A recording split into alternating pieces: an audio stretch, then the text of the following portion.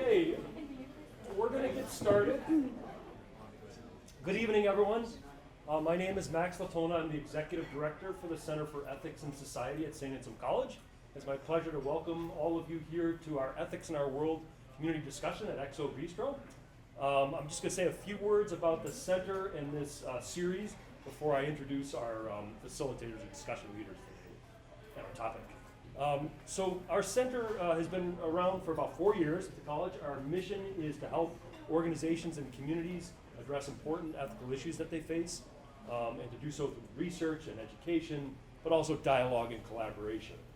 We have this series, this Ethics in Our World discussion series, to allow our community an opportunity to get together and talk about meaningful topics amongst ourselves, to listen to one another, to communicate our own views, to disagree in a very respectful and healthy manner, and ultimately to walk away enriched a little bit about a topic of importance, having something to think about, more respect for other views, and so on. So this is the third event this semester, so we welcome many of you back. We see some familiar faces. We have some students here, some alums, some community leaders. We thank the mayor for coming tonight.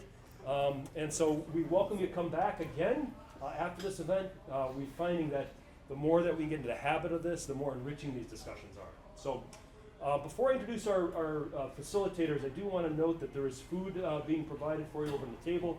Please help yourself.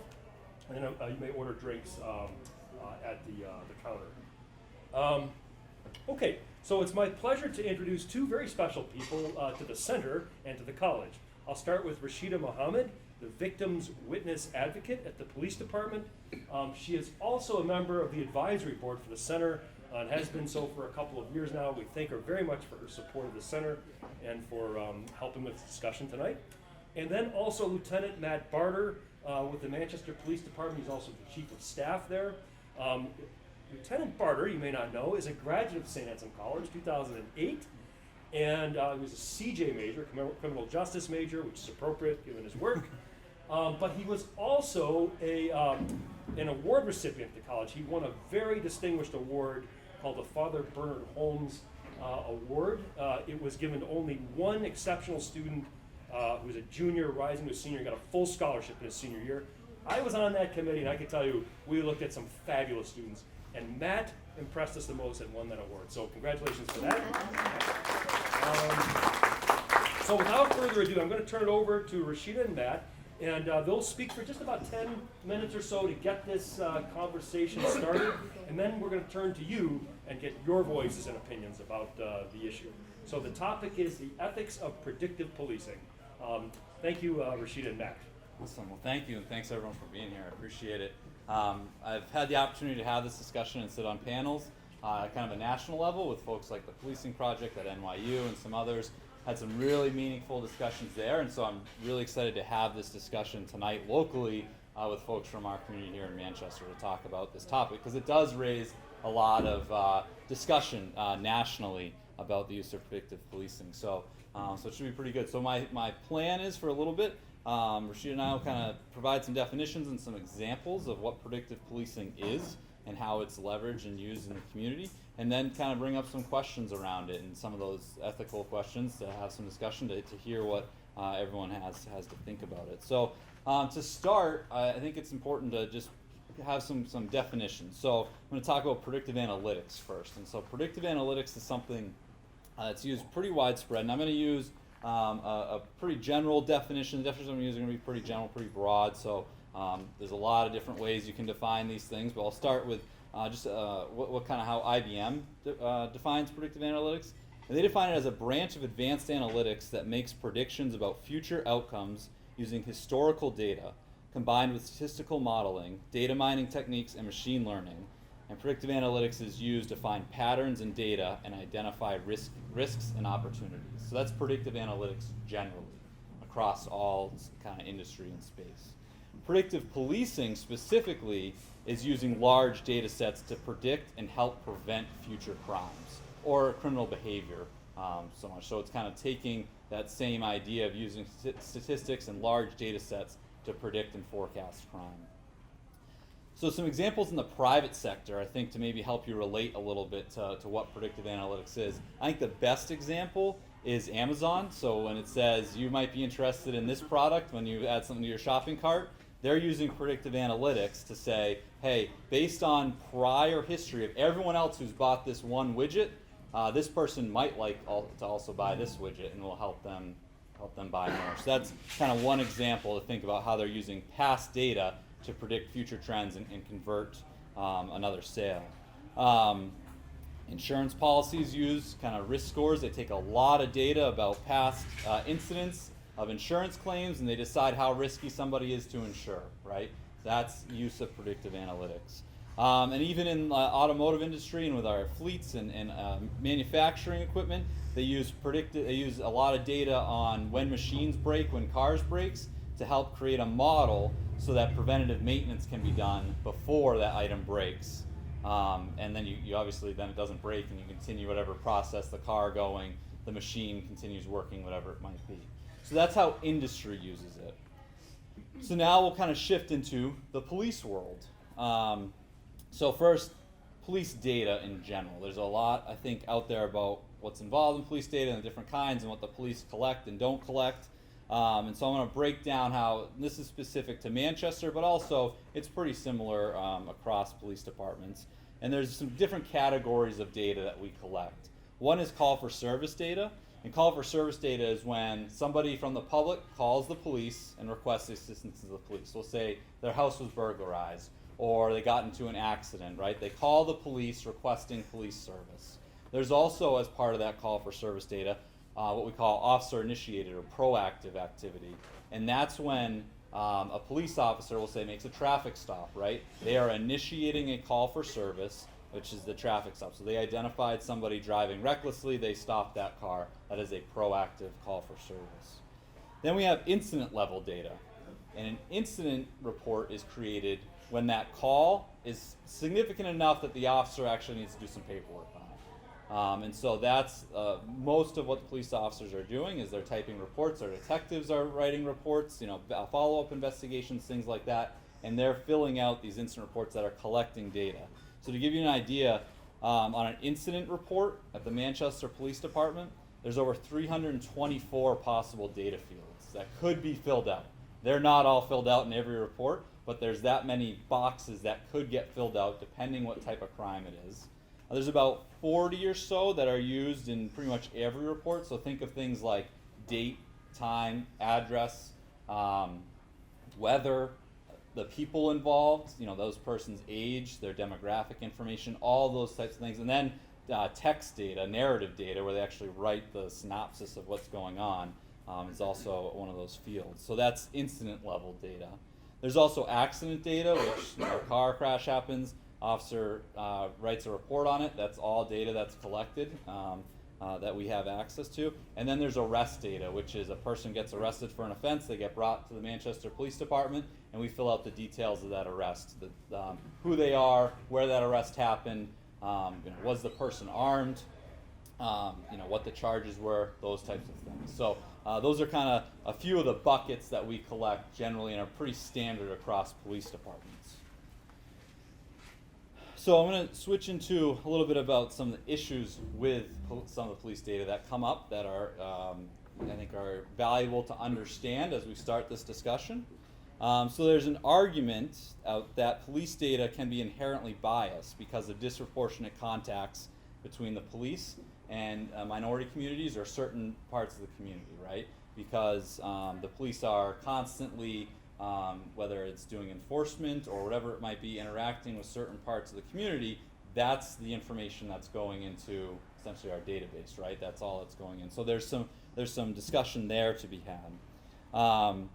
There's also kind of these problems with, we generate our own data based on what we do. That's those proactive calls. So where we stop cars, where we do pedestrian stops, calls like that, where we do proactive investigations. So that's police generated data that's then going into, that we're collecting, that's going into our database. That then can be used for some of these models we're talking about. So some of the issues that come up with that could be if we are targeting a certain neighborhood, right? and we generate a lot of police reports from that neighborhood, a lot of arrests from that neighborhood, that's what's going to fill up our database. So then anything we do with that data is obviously going to be reflective of just that data. So kind of an important thing to think about. But conversely, some of our data is the result of those calls from the public to the police. And so then, we're on that set of data, we're collecting just what the public is reporting to us, so just what the members of the community are reporting to us. So that's some of the kind of police data issues to consider. As part of that, I want to talk a little bit about feedback loops, because that's a important component when we talk about predictive policing. So feedback loops is that exactly what I was saying before about if we're targeting a certain part of the city or something like that, and so that's filling up our database, all those reports, and then we create a predictive model that sends us back to that same place in the community over and over and over again because of what we're doing. That's a feedback loop, right? And that's going to cause some bias in our data set and in that model. So those are really good things to understand. When I think about predictive policing, I think I put it into two different categories. One is forecasting crime at place, and the other is predicting the behavior of a person. So place-based and person-based. So talking first about forecasting crime at place, there's many ways to do this, but generally, think about, you look at a map, you look at where crime is happening on that map, and then using spatial statistics, you take all that historical information, the geographical information as to where crime occurred, what type of crime occurred there, and you create a statistical model that's going to predict the chance of a crime happening in that space again or anywhere else on the map. So that's the forecasting crime at place. The positive would say we're using our data to inform our work at place, and we're not informing it towards any person, right? It's more place-based. It's about the neighborhood or the block, whatever it might be.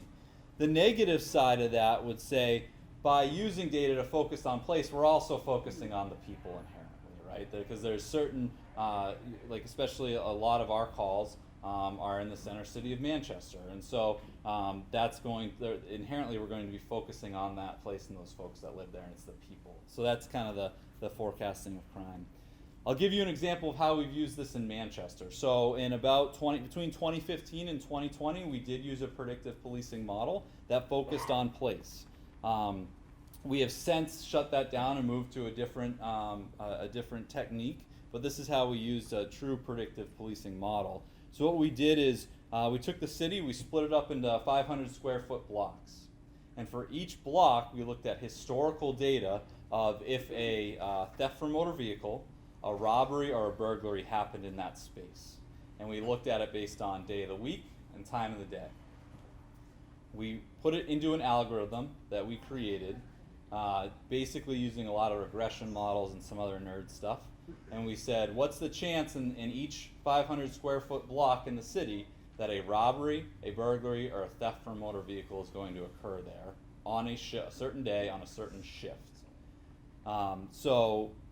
That's what the model provided to us, and it changed every day and every shift, and we could see on the map the ones with the highest risk scores showed in red, and the idea is that's where we could send our police officers to prevent and deter crime.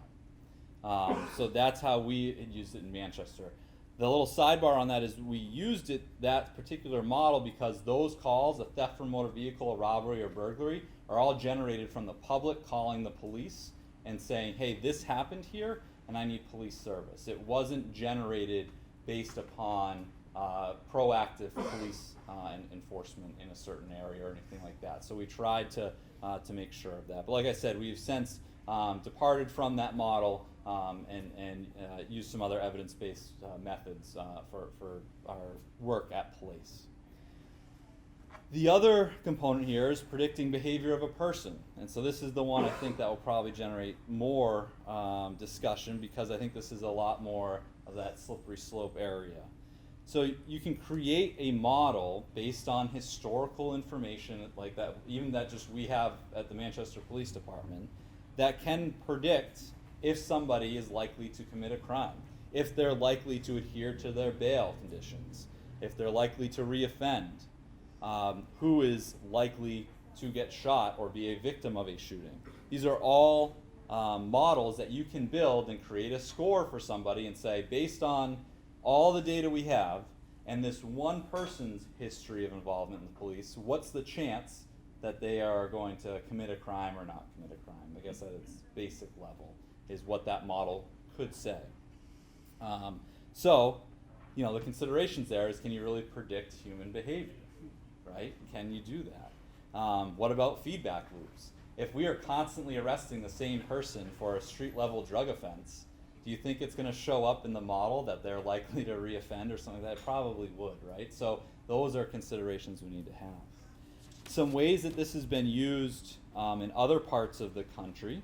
So I'll use Chicago, for example. They had this strategic persons list, and they created a model that looked at whether a person was likely to be a shooter in the future or to be a victim of a shooting in the future. And they employed strategies to try and get to those folks, whether it was through investigative efforts or to prevent or through outreach efforts, right? And that created quite a stir. Another example of it, and this is where I'm going to have Rashida talk about a little bit, is using it to help assess victims. And so we use a tool in the police department called lethality screen, a LAP screen for domestic violence victims. And Rashida, I'm going to have you kind of talk about where that came from and how we employ it at the police department. The lab screen, it's a form that I don't have enough copies, but I have few that I can circle around. I don't think you need it. The lab screen, it's a form that the officer will have with them at all the time when they go for call for service for domestic violence. It's a questionnaire. It's voluntarily that presumably the victim that's identified by the police department as the victim will be asked to participate on answering the questions. With the questions, there is the higher risk that's the victims when she answers yes to some of those questions, and the police will have to connect her with the crisis service advocate, because the crisis service advocates are 24/7 advocates, and also they have the confidentiality by the state. So the advocates from the crisis service, they will talk to her. She might, and I'm saying she because the statistics say that as 97% of the victims we have in the Manchester Police Department are female. So that doesn't mean we don't have males as victims. I worked with specifically 2 today. So they will connect the victim with the crisis service. And again, because the crisis service have the confidentiality, the victim may choose not to go criminally with the domestic case that she has, but she could work with the advocates from the crisis service to have safety plan to maybe obtain a civil restraining order that will protect her and take her to safe place and work with her toward the plan to have a better relationship and to stay away from that relationship. On the other hand, with the police department, the officers, they have to arrest the aggressor. And we don't have confidentiality, so our record is public. But then they come and talk to me, or I would talk to them the next day, and I would explain to them the legal part of the domestic violence and how we can pursue criminally with the victim interest, and having victim center unit in the police department that will work with the victim and try to help her or him to have a healthier relationship, but also to obtain services that are available for the victim in the city and connect her with different organizations.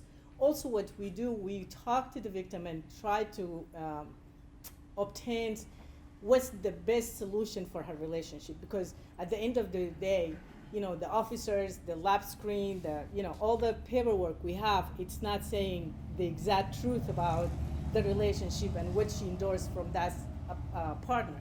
So it might be drugs, it might be alcohol, it might be counseling, and we work with the victims with that. But this will show us the risk of the victims that she might be, killed, or how many times she's been abused by the same individual, or her self-esteem and attracting to different abusers when she engaged in a relationship. Excellent, thank you. So that's a good example. It's a little bit different, right? It's definitely based on a lot of research. but and it's an evidence-based practice, but it is a predictive tool that we employ at the police department. Two last things before we kind of open up and start having some discussion here. I think some last considerations is one, I think a big thing is what do police do with this information, right? That's a huge topic to think about, and how is it used? Is it used to target people? Is it used to help victims in the case of the lap screen? Is it something that we use to identify how we do outreach in the community, right? So those are some things to think about. For us at the police department, when we use data to inform our patrols, it's very much about prevention.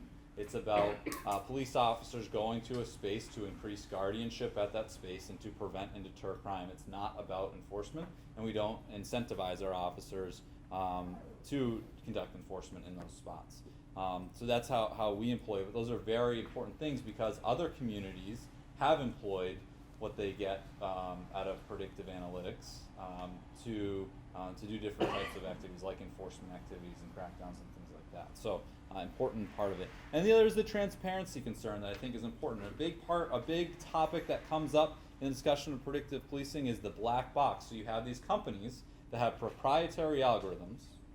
They go to a police department and they say, and a police department will feed their data into this black box, and something happens inside that no one else except the company knows about, and it spits out the results of this is what we think.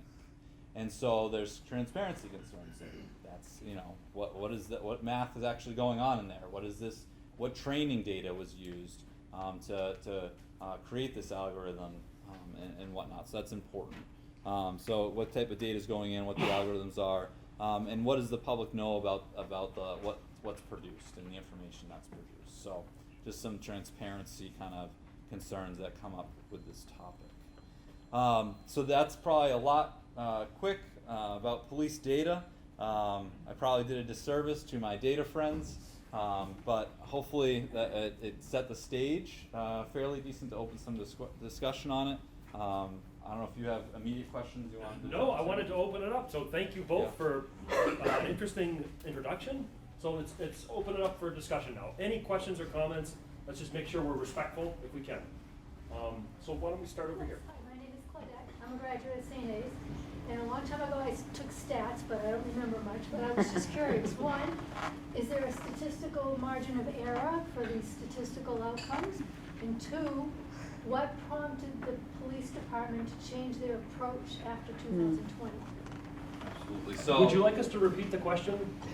Okay, great. So excellent. Yeah. To your first question, generally with these algorithms, yes, you're looking for statistical significance, whether it's the p-value range of what's accepted in the community, whatever it might be. So yes, we're looking for actual statistical significance as the academics kind of say that it's statistically significant. So that's one that we would look for in any of these algorithms. Yeah. Generally, it's either there or it's not. So that's kind of what we're looking at.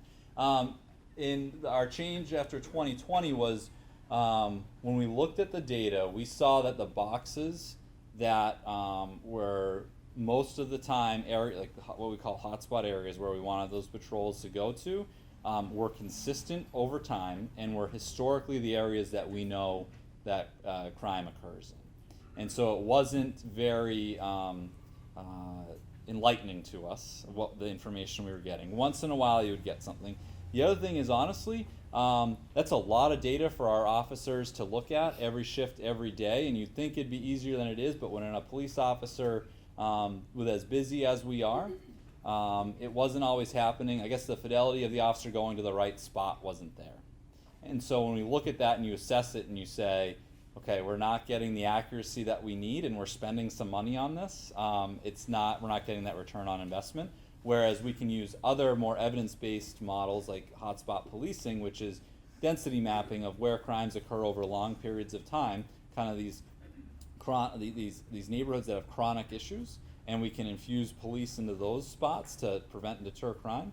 We went to kind of that model instead. So. Yes. Bob? Just a question of clarification. I don't quite understand, if your model predicts something and you send police officers there to prevent crime, how can you tell whether the crime didn't happen because the police officer was there or because your model was busted in the beginning? No crime was going to happen there. Yeah, no, that's an accurate point. What we generally do, if we're doing it the right way, is we have counterfactuals. So we have areas that get the treatment, we have areas that are business as usual. And so then we're going to compare those areas. So whether it's a paired design that you do, or even just a quasi-experimental design, or a randomized controlled trial where you say these spots get treatment on these days, these spots do not. And we're going to compare our control group to our intervention group, and that's how we're going to see.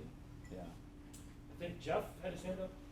I'm just curious, the 1 year that you did the block by block predictive modeling, and then you decided not to do it. Why did you, what worked, what didn't work, what you learn, and what you go to? Yeah, so similar to kind of the question before, well, I think what we learned is it's tough to get police officers to change behavior sometimes and how they're using information to get that level of accuracy. So 500 square foot blocks was a little too small to get the cop into that spot. Two, I think there was a shift in the department with how we wanted to use our data to inform what we were doing. So certainly when Chief Aldenberg came in, very much priority was community engagement, right, and preventing and deterring crime. So we went to that, all right, what can we do in these spots that's going to be effective, right? Because there's other research out there, and this comes back to kind of place-based crime theory, which is about, it's not just putting a cop in that area, it's what the cop does in that area. Because what we know doesn't work is crackdowns from the research, right? You go into an area and you arrest everybody and you stop everybody. No, that alienates that neighborhood. And we know that from the research. And so what we looked at doing instead was things like the foot patrols to engage, to increase community engagement, right? We're there to have engagement. We're not having the cop document how many tickets he writes or stops he makes. It's how many police contact, how many citizen contacts did you have while you're out there, positive engagements, things like that. So we started looking at that angle more so than the let's just put a police officer in a spot for 15 minutes. Yeah, Mike. I have a question. You had mentioned that you don't incentivize officers for enforcement actions as a result of these analytics. But what kind of training protocols you go through to kind of help the human nature side of saying, our predictive analytics show that there's going to be a bunch of burglaries, a bunch of robberies, and carjackings, this, that, and the other thing in that area, right before they go on shift. There's a piece of me as a person that gets ramped up from that. What do you do with your officers to make sure that they don't take predictive analytics and turn it into kind of a biased enforcement in their head, or that fear factor of going in? Yeah, I see what you're saying. I think when I say we don't incentivize, what I mean is where in the past it would be expected that, I guess in the cop's mindset was, me doing a good job is coming back with this many tickets or this many arrests.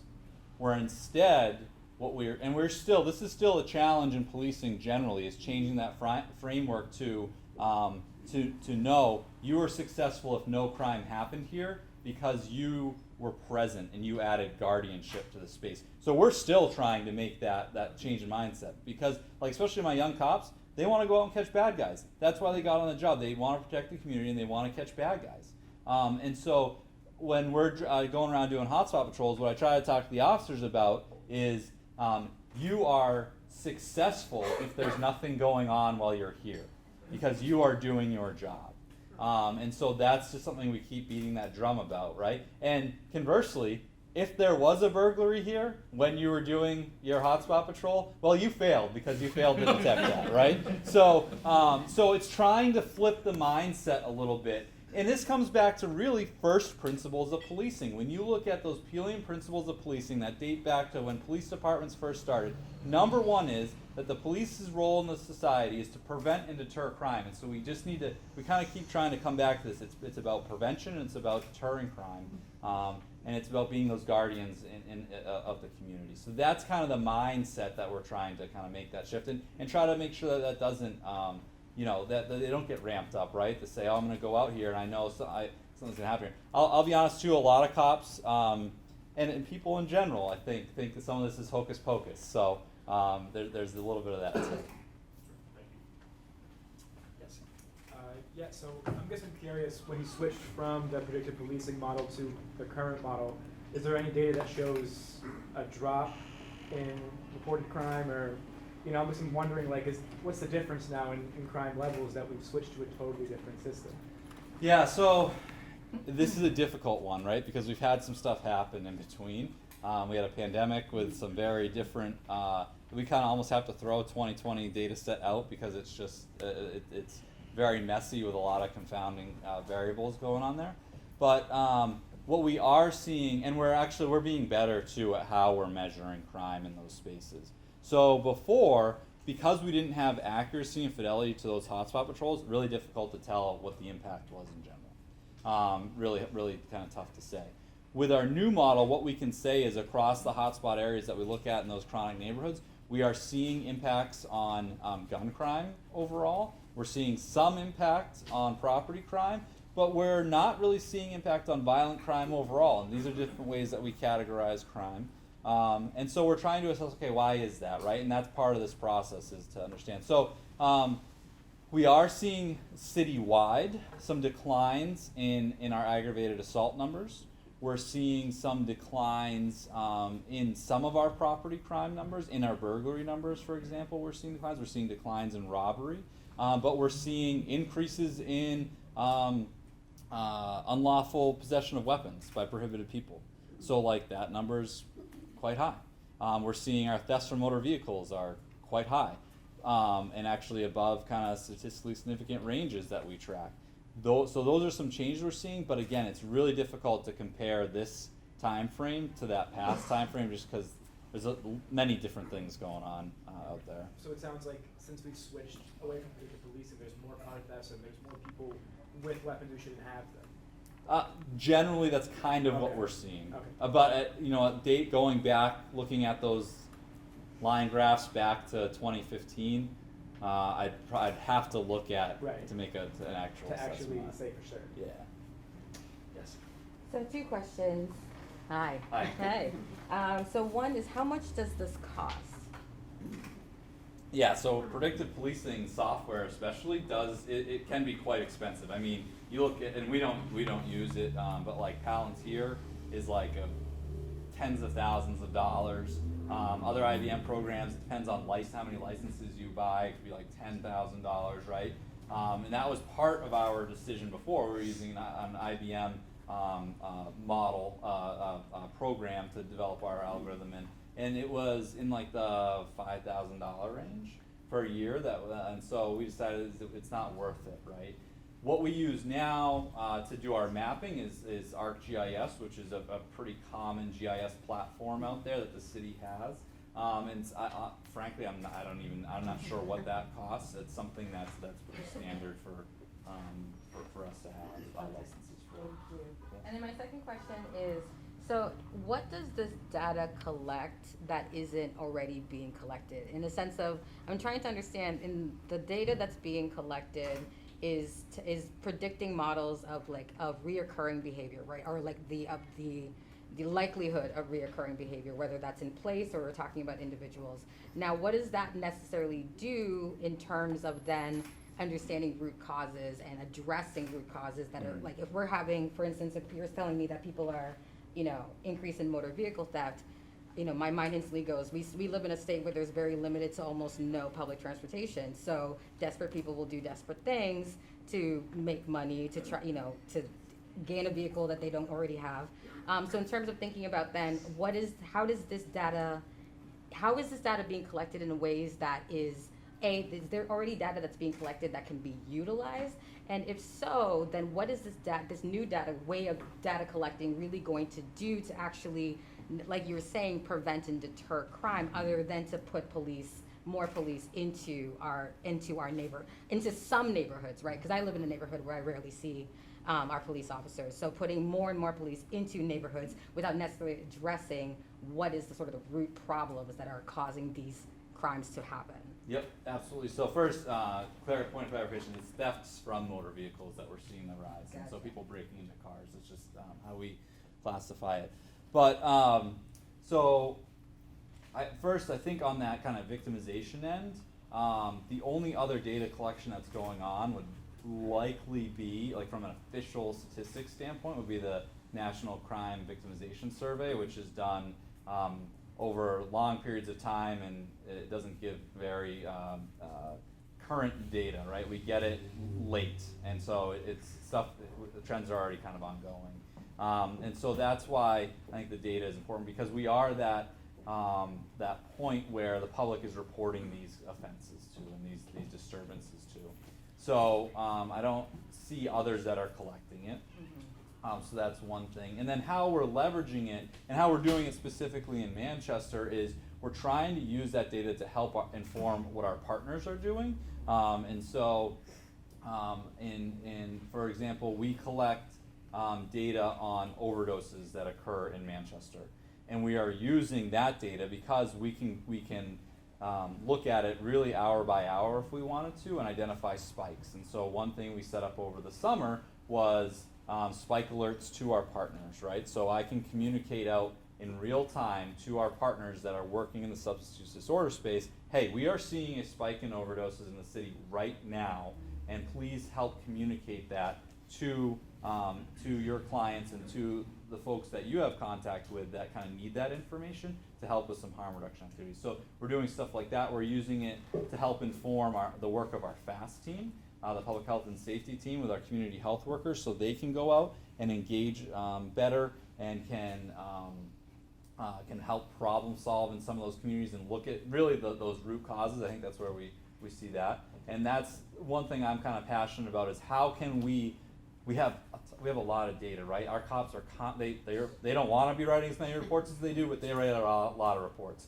And so how can we use that data to help inform what our partners do better, to get to those root causes? So that's kind of, I think, the next evolution. On the predictive side, I guess one thing we are doing, it's not a predictive model, it's just a different analytical technique, is identify youth who are involved in gun violence in the community, and we're referring those youth to our outreach partners, right? So that's one thing that we are doing, so that they can work towards outreach, get programs and things like that, and that's one thing I want to continue to expand, because I see that being a lot more valuable. Question back there? Hey, mine's actually a little bit of a add-on to her question. Using this data, what are you using it for, like future prevention of crimes, and since like city planning, like, okay, something's happening, more lights would be a better solution. This is an idea, let's put in more lights, stuff like that. Also, the second one, what are you using this data to also retrain your officers in a sense to better predict what's going on with the public, or is it just to dictate how they operate? Yeah, so on your first question, and I didn't bring that up, but we are using our data to, especially that place-based data where crime is clustering in certain neighborhoods. We're doing crime prevention through environmental design. That's a big push that we're doing right now. So we do surveys of the environment, and can we add lights, to your reference, to this area to make it safer? There's certain things we can do to a neighborhood that we know can make it safer. And so we are leveraging it in that way. As for how we're using it for our officers, it's really about, in some of the policing scholarship, they talk a lot about when the police officer leaves the parking lot of the police station for their shift, they should know whether or not they're going to turn left or right, and they're doing that with a purpose, right? Because what we know, and what we've known for a long time, is that random patrol has zero impact on crime and has no impact on fear of crime. And so what we do know is that when we add guardianship to a space, and we put police officers in a focused space, that it does have impacts on crime and fear of crime if done the right way, right? And if we're not alienating the folks that live in the residents of that neighborhood and things like that. So that's how we're trying to reframe our officers, is let's be intentional about what we're doing and where we are deploying our resources to.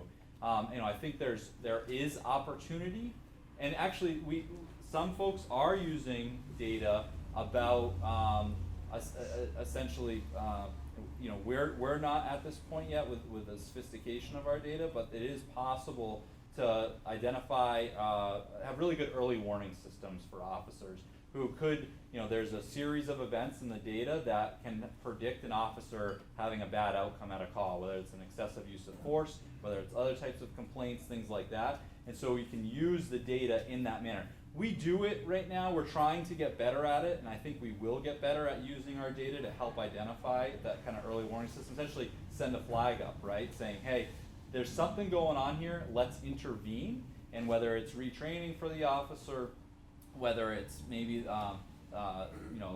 mental health and wellness stuff can get involved, or a peer support team can get involved, whatever it might be, we want that flag to go up, and we can use some of the predictive analytics to do that if done correctly. There's a lot going on in that space nationally. There's a bunch of research going on.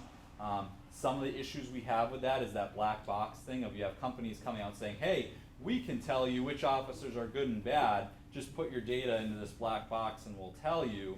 Well, what's in the black box, right? And so we need to kind of get through some of that. We need some better kind of open source, open access of data. So yeah, excellent.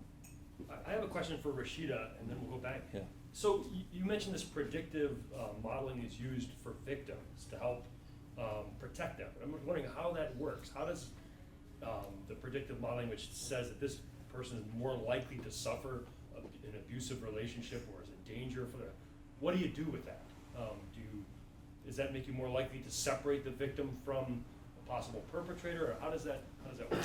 So in domestic violence, as I said, the law said to the officer when they determine there is an aggressor, they shall arrest. They have no say on it. But then also for the victim, with the questionnaires that I don't know if you got to see, the officer will connect the victim, because then, okay, they arrest him, but he might leave, with a personal recognizance appeal and will come back, right? So the officer will connect her with an advocate from the crisis service. That they would talk to her, and if they determine that, okay, he might come back, he might come and he has the key, and there will not be an officer there. So let's meet, let's get you to a shelter, let's evacuate the house, and then we work with you on another safety plan. Relocations, having a restraining order before, if they have kids, then she has to gain custody before she can leave the state, and so on. So the purpose of it is to connect the victim at the time with an advocate from the crisis service, specifically from the crisis service. First, as I said, they are 24/7, and they have confidentiality. So even when we refer victims to them, they wouldn't tell us any information unless the victim sign a release for them that, yes, you can talk to Rashida, or yes, you can talk to the detective, or whoever. And they will work with her to be relocated. And we do have services through the Office of the Attorney General for Victim Assistance Fund. That's for all victims of crime. They will apply and they will get reimbursed for relocations, for first month's rent, security deposit, and so on.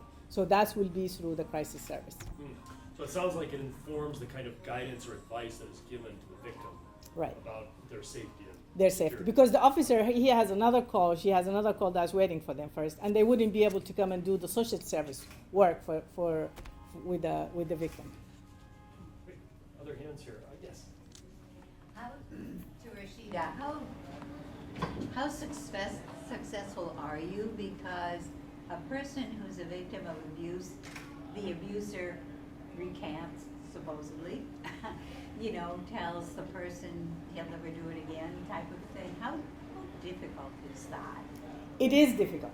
And the statistic says that victims has to leave 13 times before she permanently leave from the perpetrator. However, my success is to let the victim know that I'm here. We have service. I will talk to you. The officers are trained not to say, we were here yesterday and you didn't want to do anything. They will not say that. And I do work with them on that. They will not say, this is the 10 times we came and you're not going to do anything. Every time she or whoever call to get her assistant, they will go as is the first time and they will work with her. And if they determine even there is no crime, they will, they have a report that will come to the domestic violence unit, and it said the no crime domestic cases. I review them every day, and there, I don't know if you have the numbers, but there's tons of them. And then I will connect them, and I will let them know there is services, we are here. However, my success is to keep her safe at that time. And that's a success. You know, when, and most of the victims, when they call 911, they wanted to stop what was happening at that time. The statistic also says that the victims of domestic violence, they don't call 911. We don't receive call 911s from the victims. It's the friends that she was texting and talking to her. It's the neighbors that they are hearing things going on. It's her coworkers that she saw her with the black eye and you know, bruises all over her. It's, you know, many people they involve in the community that they will call. But the victim herself, when she called 911, she need what was happening then to stop. And that's when I call, and I will say, we're here, there is service, there is no limitation of you calling 911. You can call us anytime, and we will come again and again and again. Yes. So I have a couple more questions. So the first is, so with data, so okay, actually, this was to both of you. So there isn't always a clear line between a perpetrator and a victim. Oftentimes, perpetrators have been victimized in different spaces in their lives, and vice versa. How does this predictive policing take that into consideration, and not only in how it's deployed, but then in how then people are then treated once, you know, that data is being collected, whether that data is being collected on the person, on the individual, and the scores being generated, or in the place where crime is happening? So I will just, we can't change the past of any of us, right? But we can move forward and change the future. We have Katie here. We have the ACER program, the Child Adverse, the Adverse Child Experience Response Team. So when the officers go to a call, there were children involved. They have to take their names, and then we have an advocate that works with Manchester Police. She's stationed at the police department. She worked with the community health center, and we have an advocate from the YWCA. They call the parents and say, we don't care about what happened between you and the father of the kids. We care about those children, and we have services for them. We partner with many different organizations to get them help free. It's just we need your permission, and it's confidential. The minute you sign, the minute you agree, the advocate from the community health center, they send the report, and we're done. Those kids, they get help. Why? Because the research and the study said that kids who are growing up in a family that seeing abuse and seeing the police in and out, they either will be the defendant or they will be the victims. And we try to prevent that. So we are moving forward because we cannot go backward, right? So this is part of the prevention. The other thing, as I said earlier, we have what we call it the conditional no pros cases with the court. After the arrest, I will work with the victim, and I would talk to her, and I would sit down and say, you know, let's make a plan. You know this individual better than anybody else. Not the police officer that's came many times, not the reports that I'm reading, not the judge, not the lawyers, nobody, right? What do you want? And how we can help you. And she, most of the time, they will agree that's mental illness, counseling, and I want him back. Okay, I write my recommendation, met with the victim, and this is her statement, this is what she wants, and we work her on that. Drugs and alcohol, we refer them to LIDAC. And they can do only the evaluation. We can't force them to do it, but we can say, okay, we need the judge order to say you need to go and do evaluation of mental health, of drugs and alcohol, of anger, domestic intervention, and the recommendation, whatever those recommendations are, you have to follow them. Does that then apply if the person is being picked up as a perpetrator of a crime, right? Like in the evaluation or whatever the process is of picking someone up for, you know, committing a crime and then finding out perhaps they committed that crime because of the reality of victimization, whether that is a domestic violence issue or they are under, you know, whatever. I think we can imagine some of the scenarios where people do bad things because they are in relationships with people or they're part of a group or whatever it is. So is there a way that then the the data or the process then sort of combines those two things, right? What if you start not with someone who has been victimized and you're responding to that victimization directly, but they have perpetrated a crime and you have discovered in that process that they are in fact also a victim of a crime. So then how do those two processes sort of work So, together? Yeah, so we don't use any type of offender-based model, and so not having experience with it a ton, I can't speak to the exact details. There's a few things going on. One is, in a lot of these offender-based models, it's really about the algorithm. And so what is the algorithm taking into account to make that predictor, right, of future criminality, whatever it might be. The second is, what are the police doing with that Just information? Are we some of targeting that. someone or whatever it might be? You know? And then, what happens from there? So that's part of the conversation. We don't do that, so I can't speak to it a ton. We don't have any type of model like that.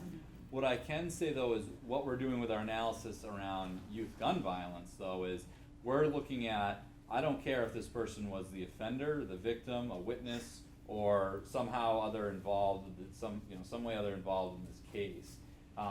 Did they have involvement in gun violence? And then what the approach we're taking now with Project Connect and my turn is we're saying, okay, here are the folks that have a lot of these involvements. I don't care what they were. They need some resources. And what can you do on an outreach side? What can you do if something does spur up in the community to intervene from an outreach standpoint as opposed to from a police standpoint? So that's one way we're trying to do that. But I think a lot of it comes down to, and that's a lot of the controversy around predictive policing is, what is the algorithm? What information is feeding it that made the algorithm is what it is today? And we need to understand what that is to be able to make these kind of have this understanding about it. Yeah, absolutely. Sorry, I just had two more questions. Can I just be really You know what, we got a couple other people will come back to you. That sounds Yeah. good. Okay, over here and then Loretta. So two questions. One, you talked about using counterfactuals. So some hotspots you wouldn't send more police into, and another one you would, to be able to evaluate the different effects.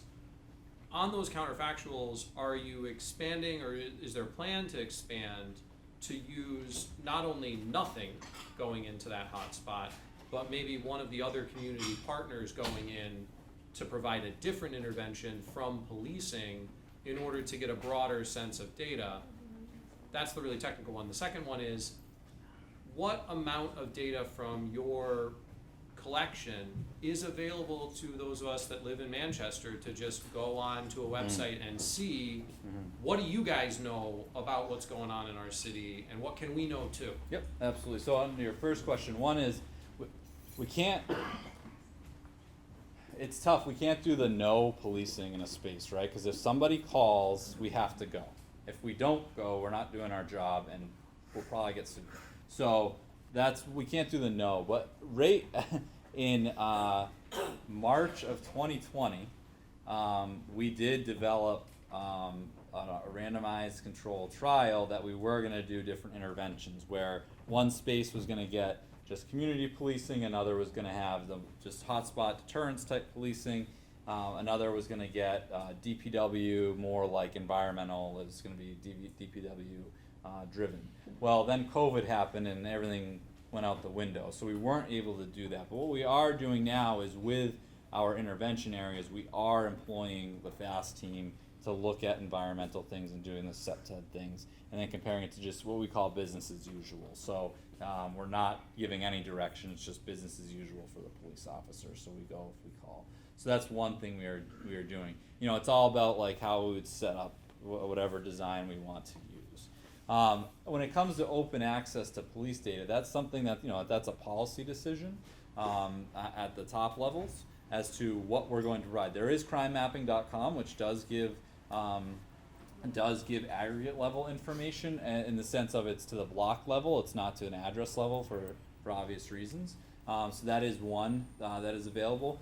We do have a grant to try to make our data more publicly accessible through it's through a NIBRS grant, which is our reporting.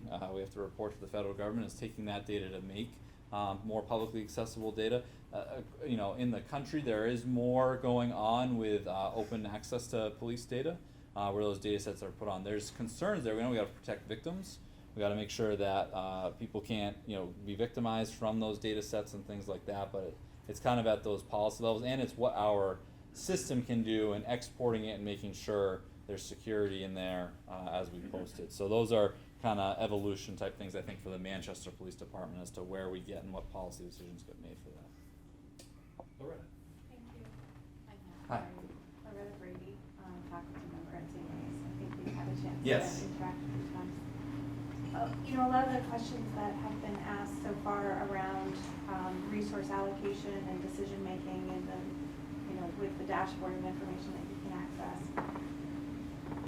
When we see education have that type of information available and, various tensions around funding, the call for education is then to do more with less, right? So if you have that power, in the hands of information, then it should cost us less to do the work at hand. And yet our police budget doesn't reflect that, right? It grows even though we do see reduction in crime overall between various decade snapshots. So help us understand that, right? So let's say that we support the type of surveillance work that happens as a result of this data and predictive power. How does that translate into those sort of resource benefit areas? Because the call to defund police is really about sort of have law enforcement do big sales the way educators do, right? As one sort of example in parallel. So help us understand sort of what is in it for the community and how can we not only use the predictive power for in-the-moment resource allocation, which you've described really well, but for really community planning allocation and those longer-term investments that some will argue the police budgets and the law enforcement growth interferes with. Yeah, so on the budget side and kind of what that return on investment is, it is a difficult one in, I think, public sector in general, or in policing in general, right? Because putting a return on investment on reduction in crime is tough to put a dollar amount on. There's calculators out there you can use, but I don't think they're community specific. When it comes to what it promises, right? What we'll say the predictive policing company comes in and says, we want you to buy this and spend a lot of money on it, right? And the promise is you're going to be more effective and more efficient in your policing service and crime is going to go down, right? So the idea is, okay, maybe they need less police officers then because they have all this data and they can do a lot more with less. I think that's what you're getting at, right? So that's what it comes down to. I don't know kind of what that answers and what the return is. I think we generally see these things happen in spurts and we have natural crime fluctuations up and down. And so you see responses to crime as such. The other thing is, I think like most places, but most of our budget is salaries. And so there's actually very little that's left over to pay for these things, which is why we don't have things like Palantir and some other these big ticket items that you see other major cities have. We don't have those because we don't have that type of budget. I think other communities probably have a lot more room in their budgets above salaries to pay for these things. But we don't necessarily have that. So it's that salary, kind of the collective bargaining that occurs in those the salary stuff that I think increases budgets. At least that's where we see. And I don't have a ton of experience with budgets, so it's kind of high level. But that's where we see our budget increase in Manchester is because of salary stuff that we're doing. So it doesn't answer the question great, but it is, I think that return on investment needs to be understood, right? And we need to understand it better. Like, what does that look like if we are successful in employing some of these technologies, and how does that relate? And then, I think the other thing is, and I'm looking at more, like I said, is how can we use that technology to help our partners, right? And help, whether it's in education or things like that, to help them do their jobs better. We're at 6:30, but I think we'll take a few more comments or questions. Back there, Mike, and then I have one. I'm wondering, what types of things do you put in place so that you don't have overreach on the use of the analytics on an enforcement side, or making sure that the value is really in victim advocacy or prevention You know what I mean? Like, Minority Report is what everyone likes Yep. to go to, right? Absolutely, yep. Palantir made their whole big marketing campaign off of that when they first came out. And you know, so what are you doing to kind of prevent that? How do you guarantee people's constitutional rights through not having overreach? And how do you make sure, do you have anything like written, are there any kind of bylaws in use of these things within these organizations that keep people honest?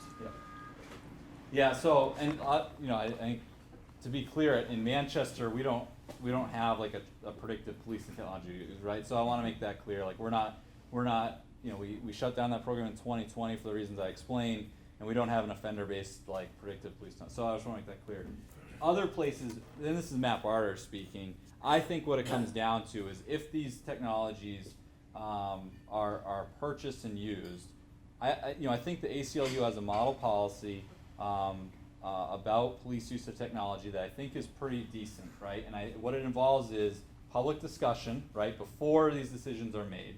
So getting community input. That's a lot of transparency around it.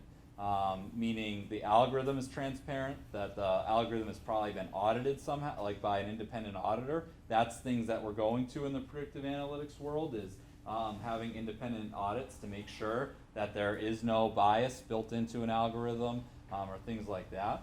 And then votes by our elected officials, right? That this is voted on and then it's reported back on, so there's accountability. I think that is a good model to use. That is something that we have introduced, and it's not a predictive policing technology, but with our Fusus platform, which integrates video surveillance. So we built in some strong policies to include monthly audits of our use of the technology that we are going to then report back once it's stood up. And so I think having that type of accountability built in, where we're reporting back, and transparency about exactly what's going on and how the police use it, I think that's the key, right? And then if we're not using it right, well, one, we're not gonna win any arrest or court case that we make on that technology. Number one, so that's gonna be problematic. Two is if it gets to a point where the community doesn't support it, it gives the opportunity for our elected officials to vote and say, you're not using this anymore. And so I think that's a really, we have to really take that into account. And right, I might not like it because it might be some whiz-bang technology that I love, right? It makes my job super easy. But at the end of the day, we got to remember who we're serving and the elected officials that represent those folks. So that's my take on it. Again, that's Matt Barter's take on it. So, yeah. Well, we have some other people in the audience. Yes. You mentioned a lot the proprietary black box kind of modeling systems that Manchester doesn't use, but a lot of police departments do. Do these organizations keep this data? Do they store the data that cops are putting into the system that may or may not be identifiable, personal identifiable information that could be hacked or sold? If their policies are changing, they can sell this to third-party advertisers or things like that. Like, data is definitely the extractable resource of our time, and is there concern about security?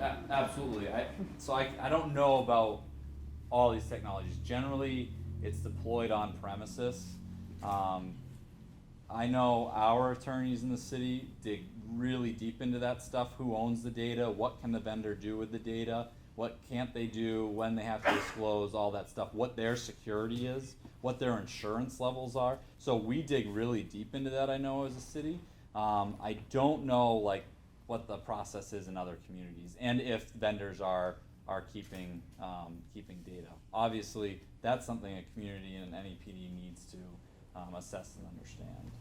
So, I'm going to just offer one question or comment, and I want to hear what people think about it. But there's a part of me that's deeply troubled by predictive modeling, and there's a part of me think that it's quite reasonable, and perhaps we should expect it. I'll give you an example: TSA checking at the airport, right?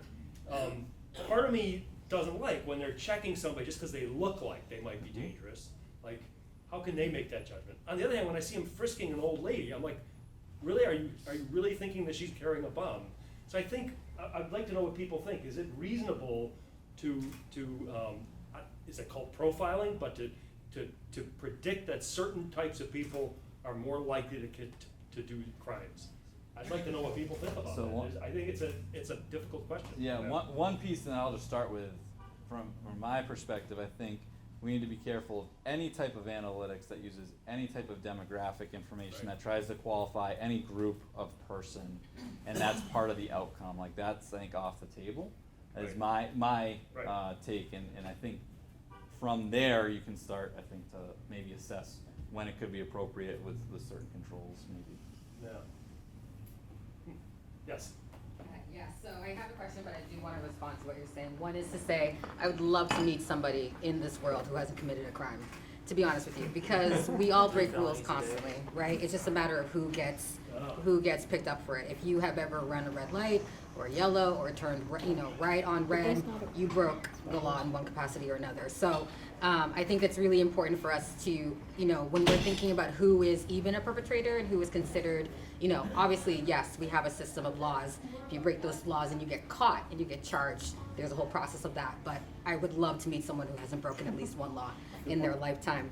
And so my question is that one thing that I found very valuable and very interesting about the gun crime strategy has been how it has shown that there is a small number of people who are committing the majority of these gun crimes within the city, and then with the strategy focusing even more closely on youth, which is even a smaller number within that larger number.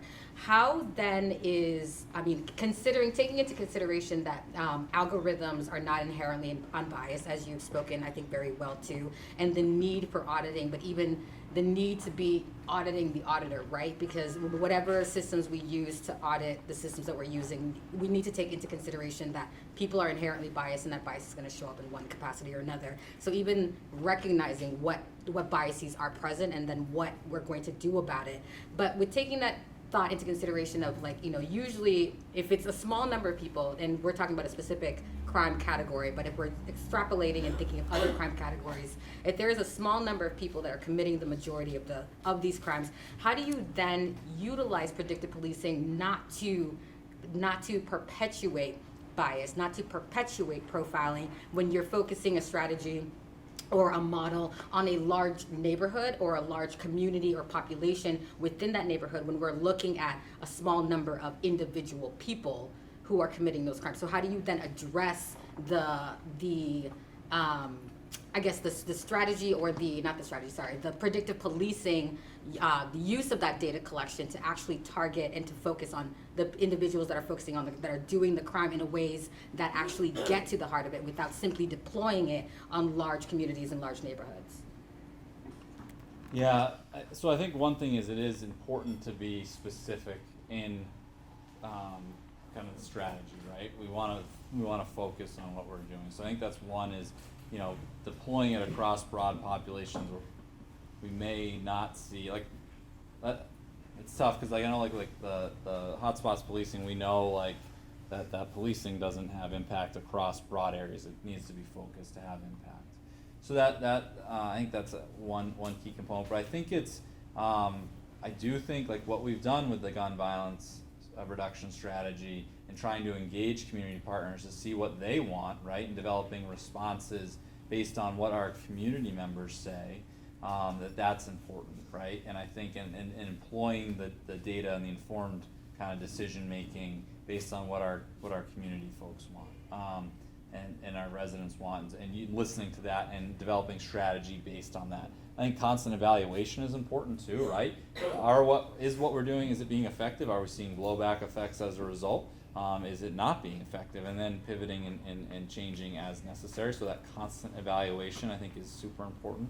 And I think just these discussions in general is important, right? And making sure we all understand what the expectations are of everyone else. So I think it's part of that is kind of my big thought. One final question from our cameraman.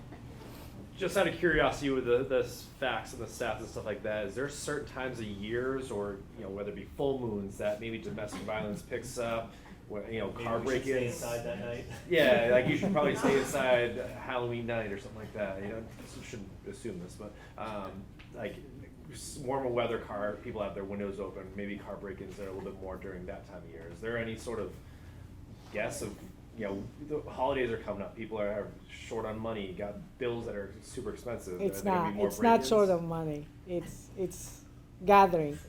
it's gathering. And I don't want to blame it on alcohol, because I remember a case that a husband was arrested because the butter, the night of Thanksgiving, because the butter that's the wife bought is not the one who likes, because it's not spread easy on the bread. And he was arrested for domestic because he hit her after like the discussion, and then called police and whatever. A graduation, when parents are either divorced or separated, and they had to come and for a graduation for their child, and then they had the disagreement happen. Usually weekends and long holidays after, and we come like Friday night. When I come Monday, I usually have more cases than what I had today, because then I had 2 days that's, there is no court. We had the statistic when they did the ASERT program, that's Thursday, and that's why we created the days that the team deployed, Thursday and Monday, I think, or Katie? Yeah, and Monday, that's, my highest days, because Thursday, the day that they get paid, and, talk about money and financial, and then Monday, it's the beginning of the week after, might be resting and having a couple drinks and not being ready to go to work. I usually try not to blame alcohol on domestic, because then we were giving everybody the green light to go and drink and then, beat their wife or husband or whatever. So alcohol is not the cause. There is other cause for domestic violence, because they choose to do that. Rashida, did I hear you correctly? Anytime people gather together, there's more likely to be crime. Is that what I heard you say? Yeah, unfortunately. Family members, not just us. Not just. I want to thank Rashida and Lieutenant Carter. I think she has a question. Oh, one more? Yeah. All right, one more. I don't know if this is related to what Loretta was trying to ask, but is there a world in which predictive policing might tell us that our community needs 25% fewer police officers and 25% more mental health workers, or some other kind of, because police resources are not going to crime per se, but actually other things that could be addressed otherwise? So I think that's more just data analysis, right? It's more looking at the data and doing the right analysis. And I think it's what we do with the information that we have, and making sure we're illuminating dark data, stuff that's going on that we're not collecting, and making sure we're collecting it and doing good solid analysis of it, and having good, informed decision making because of it. I think that's when you start having kind of making those connections and understanding at the policy level. Right. It's ultimately a community decision on how we deploy our Yeah, resources. I've not seen that much data analysis from, I've been to the website, and I know it exists, but I've not really heard a strong analysis of how police resources are being used for our community and how it's trending. So that would be something I think would be. And how we determine its mental illness, and the evaluation for it, and then the HIPAA law for that too, and the health, system in general, and yeah. Okay, one more time. Thank you very much. Thank I will say that we would love to have you on our list for future discussions. So, Anna, could you raise your hand? If you could, at some point before you leave, just give her your name and email address, and we'll be sure to contact you, because we have future discussions coming. So, great. Thank you again.